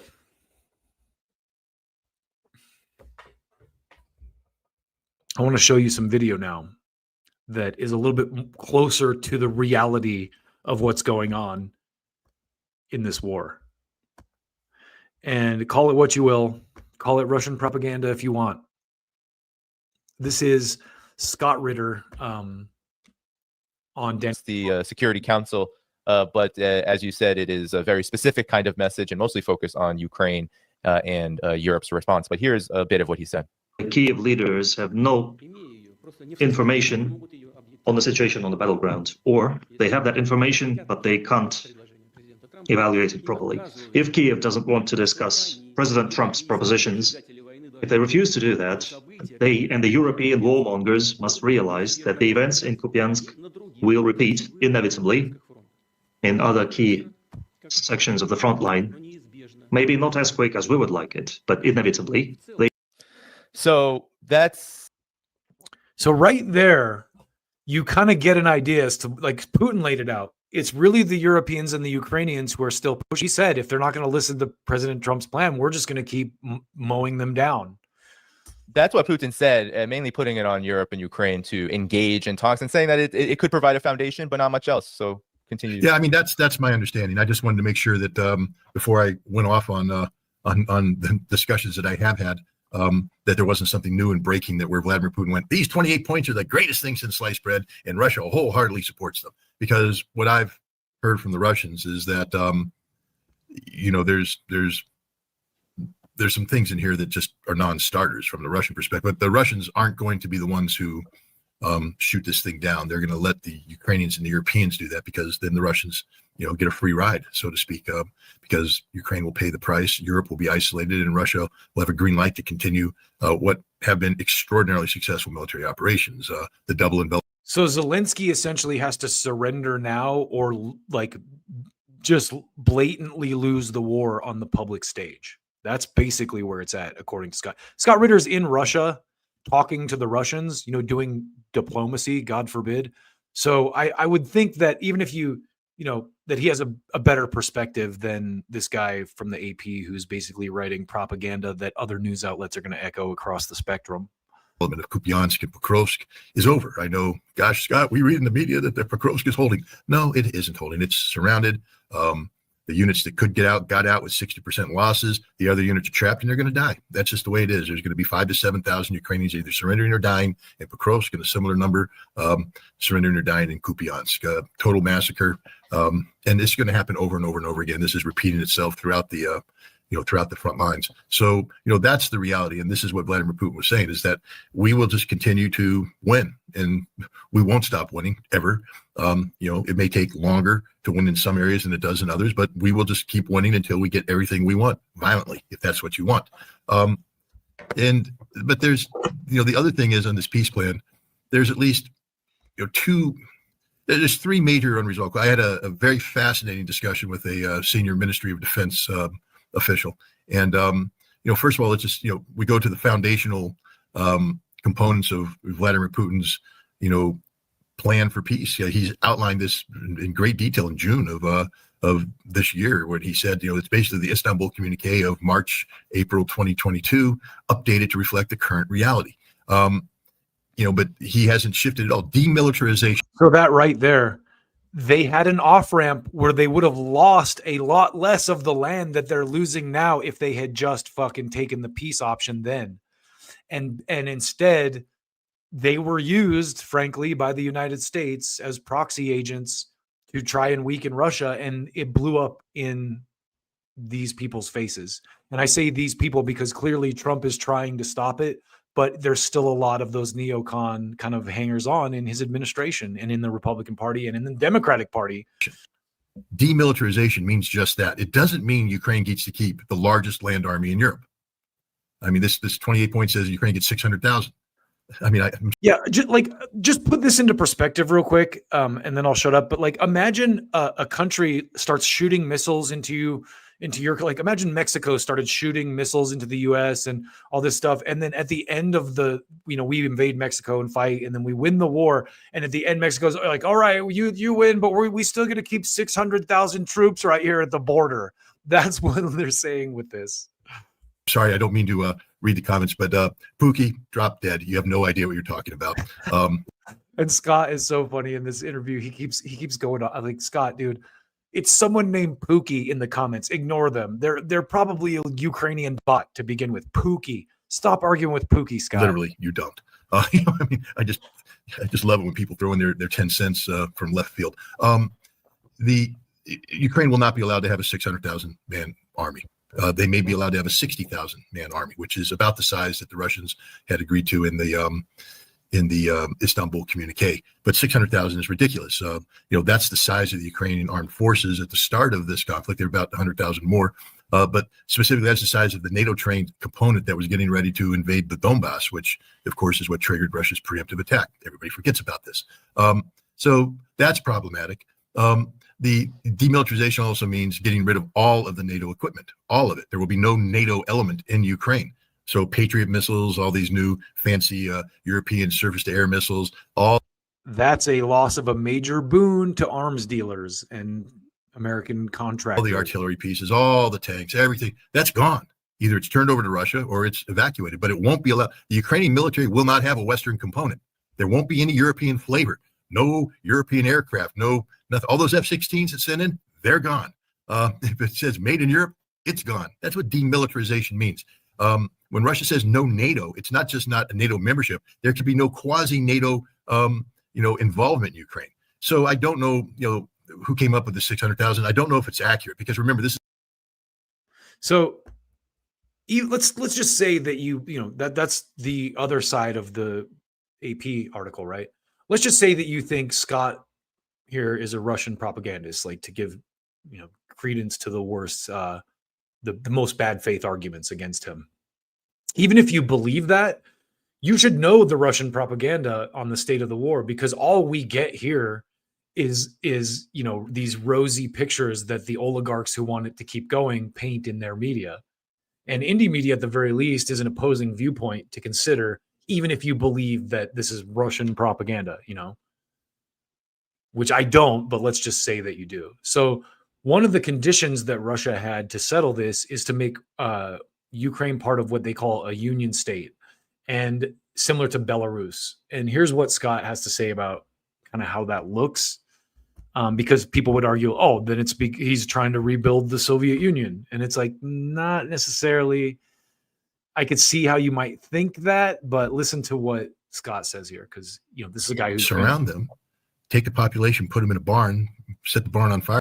Proportion of that were soldiers, but still the systemic murder of Belarusian civilians was something that people just tend to turn a blind eye to.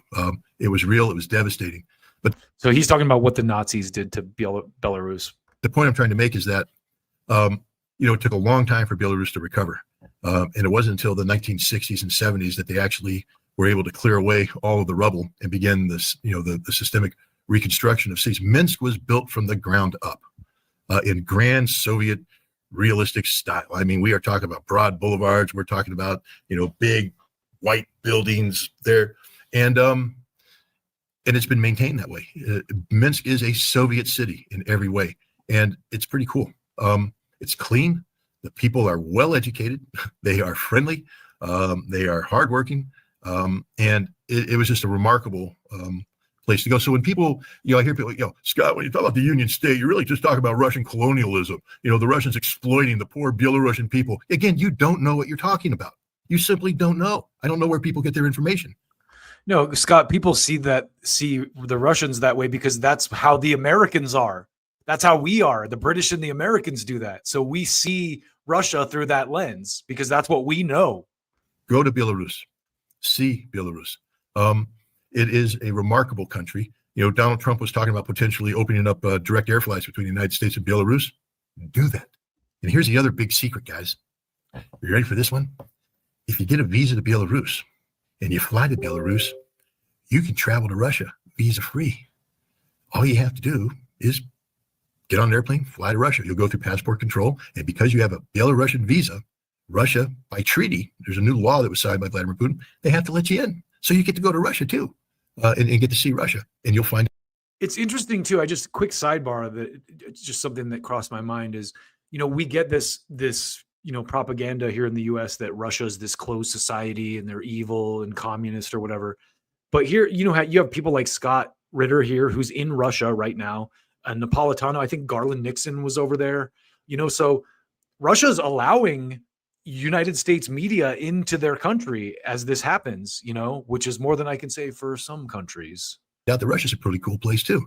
But you'll also see, the reason why I encourage you to do that if you're going to Belarus is to see that they're two totally different countries.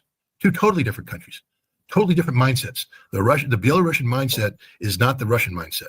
And as much as the Belarusians love the Russians, and they do, they sometimes resent them because the Russians to the Belarusians are a little too, full of themselves and a little too, we're Russia kind of stuff. And the Belarusians, they learned their lesson from World War II. They're very humble. They understand, the tragedy that befell them, and they understand that war cannot be fought. If the Belarusian approach is to avoid conflict at all costs. So the idea that by absorbing Ukraine into the Union state, making it the third sister, that this somehow means that Ukraine is finished as a sovereign state. Go to Belarus and you'll see the answer. They come into village. So in Belarus, we have an example of what peace in Ukraine can look like. We have a visible precedent of what that can look like. It can be a sovereign state, not a direct threat to their neighbors, just like Belarus is. And it's really the USA that starts all these conflicts. I mean, this is evident in Ukraine. If you really dig into the history of that conflict, the US uses these NGOs to destabilize the neighborhood. We're the fucking terrorists. It's our oligarchs and war pigs that want to make money off these conflicts that foment them. The center, the gigantic scam we've been talking about today. So this last clip is Scott explaining the realities of the war. And Russia has basically, according to him, I like how they phrased it in the AP. It goes like, they're suffering mild damage to their power grid. According to Scott, Russia's completely destroyed Ukraine's power grid and they're surrounded. And this is over. And so just like the Iraq war that we were lied into and duped into supporting this oligarch project, pushed by weapons manufacturers and the MIC, I really feel bad for the Ukrainians because they were taken advantage of, just like Vietnam and Korea and Iraq and Afghanistan and, Libya, you name it. But let's roll this last clip real quick.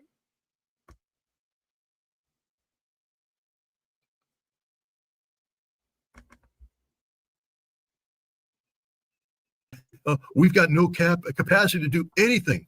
We have no air power. Our Air Force has not been properly maintained for decades. We can barely get 5 airplanes off the ground at any one time. So I cut in right here where he's talking about the Germans and Europe's ability to keep the war going. Don't go away, America. I mean, Trump holds all the cards, literally. NATO is nothing, dysfunctional. It's just a huge waste of money. So I don't think the Europeans are going to get very far this time. There isn't Keith Kellogg backing him up with his lies. Marco Rubio's just basically washed his hands of Ukraine. He is singularly focused on Venezuela right now. And so, the Europeans are going to get nowhere with this. This is just, it's over for Ukraine. Zelensky is right. He's facing an extraordinarily difficult choice. Yeah, and here I'll have you react quickly to what Vladimir Putin had to say, almost foreshadowing a lot of what you're outlining here. Here he is. But this text wasn't discussed with us in detail, and I can surmise why. I guess the reason is the same. The US administration still hasn't been able to secure the approval of Ukraine. Ukraine opposes to that. Obviously, Ukraine and its European allies still harbor illusions and still dream of delivering a strategic defeat to. Putin is such a savage here. He's like, obviously, they still harbor illusions of a strategic defeat of Russia. Like, sorry, guys. Russia. I think this position is not due to low levels of competence. I won't discuss this side of the matters now, but I think this position is due to lack of objective information. Wow.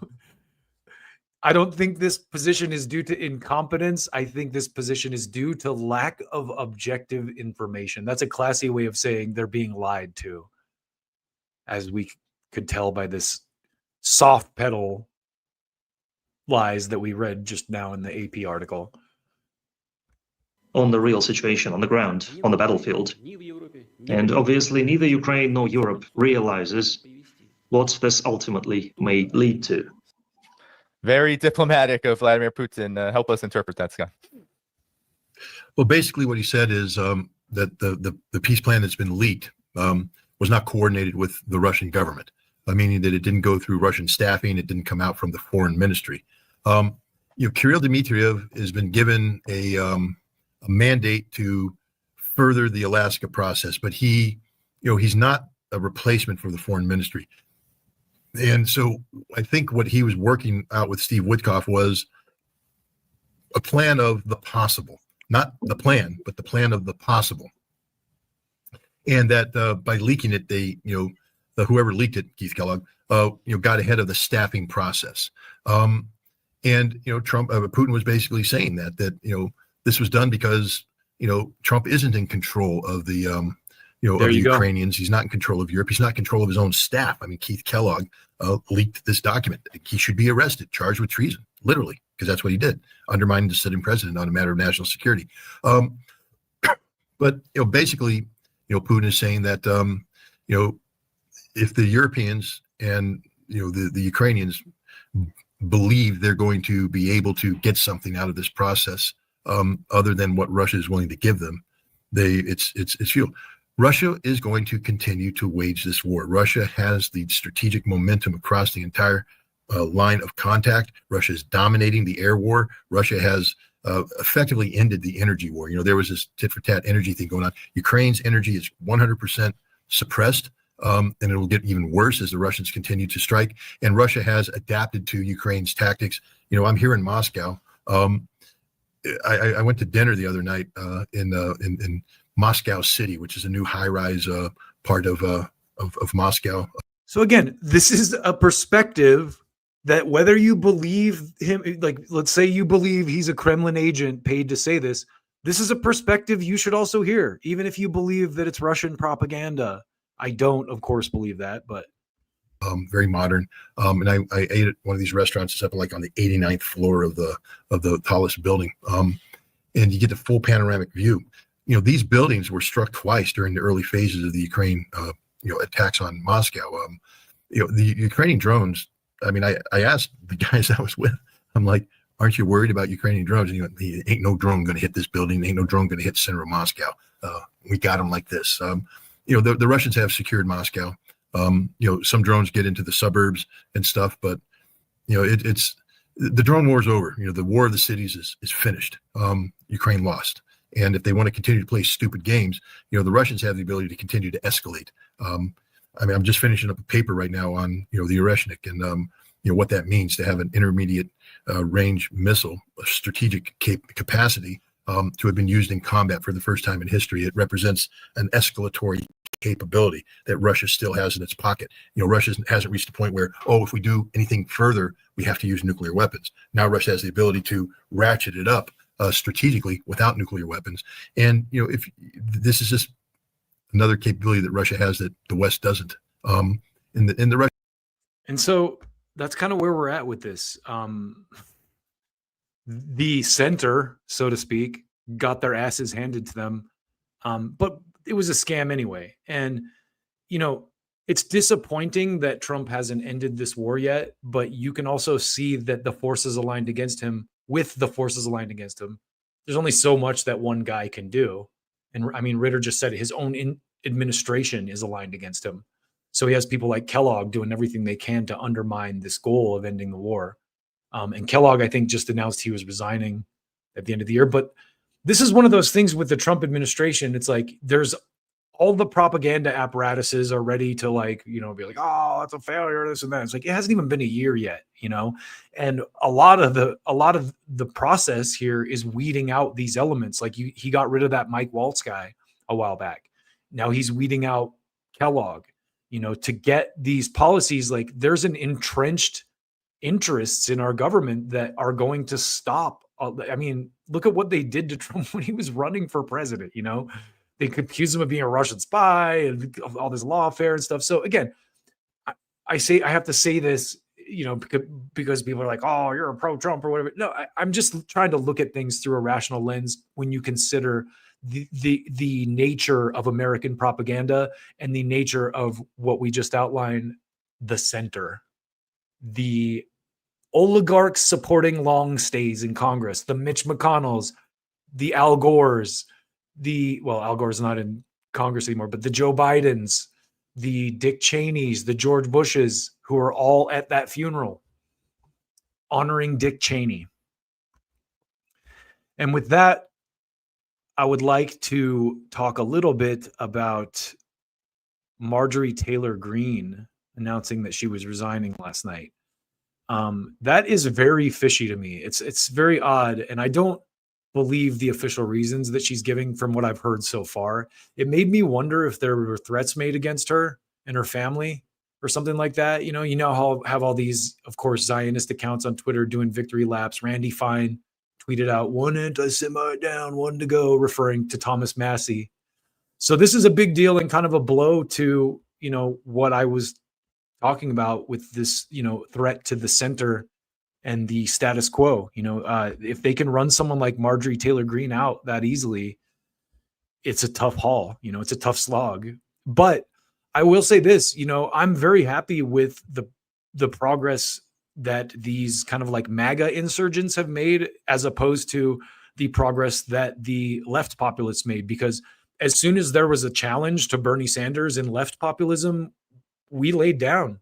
I mean, I shouldn't say we, because a lot of the Bernie bros like myself were like, fuck you. I'm not voting for Hillary Clinton. I'm not voting for Joe Biden. Go fuck yourself. And MAGA just proved to Trump they will do that in this election cycle with Mamdani.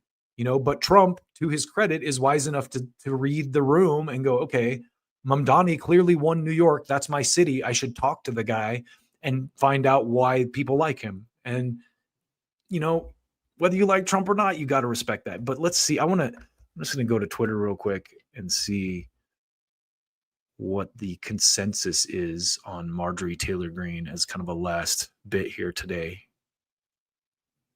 Hopefully it doesn't totally ruin my stream quality, but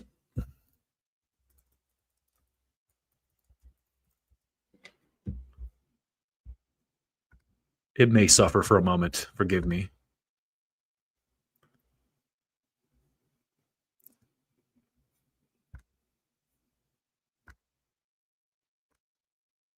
So here's Thomas Massey. I'm sad to see one of my best friends, Marjorie Taylor Greene, leave Congress. She was one of the brave few who fought with me to release the Epstein files. The threats against us have been insane. If you want me to keep fighting, I need your support. So there's Trump tweeting against her. Love her, hate her. This is Medea Benjamin of Code Pink. Marjorie Taylor Greene has been one of the only Republicans willing to defy Trump on war, Epstein files, and healthcare. Now she's stepping down and AIPAC is celebrating. Call her office, tell her to stay. Fuck yeah, Medea. The war now, potential war in Venezuela. She's been against them all. And why? Because she says she cares about domestic issues. She wants people to have affordable housing. She wants them to have health care, which is why she defied her party and went with the Democrats during the shutdown. Trump was furious with Marjorie Taylor Greene when she came out in favor of releasing the Epstein files. He started calling her Marjorie Trader Greene. Her leaving sends a terrible message to all the other Republicans who might disagree with Donald Trump on an important issue, right, and now will be too afraid to do that. Her resigning also is a win for AIPAC because she said she will not take AIPAC money. AIPAC wouldn't give her money. And she said to AIPAC, bring it on if you're going to go against me. So I say to Marjorie Taylor Greene, we need you in Congress. I disagreed with her on so many issues. Every time I would go to her office, I'd see one message out there that I hated. It would be something like, there are only two genders, male, female, trust the science. Or there'd be a map of the Gulf of Mexico. But this is such a great way to kind of circle back to the beginning and the overall point of this show, which is we have to come to a consensus on certain stuff. And if the left has to be like, okay, there's two genders, we're not going to like let dudes play in girls' sports to get public health care and a social safety net that works for everybody, so be it. Okay. We can, and the same with the Republicans, like Nick Fuentes was saying at the beginning of this, we can forego some of the more ridiculous things that our cults want and come together on these things. Everyone knows that this left-right thing has being fomented to make us hate each other, so we won't do that. And everyone can see it now. There you have it. Medea Benjamin arguing that Marjorie Taylor Greene stay in Congress. There is no Code Pink Medea Benjamin, who I have the utmost respect for, absolute fucking legend, Medea Benjamin. one of the few people who's had the balls to stand up to Congress and scream at them. She's got bigger balls than like most people in the political dialogue these days. But that's where we're at. And I would like to thank you all again for hanging out with me today. And I appreciate you. Please like and subscribe if you haven't already.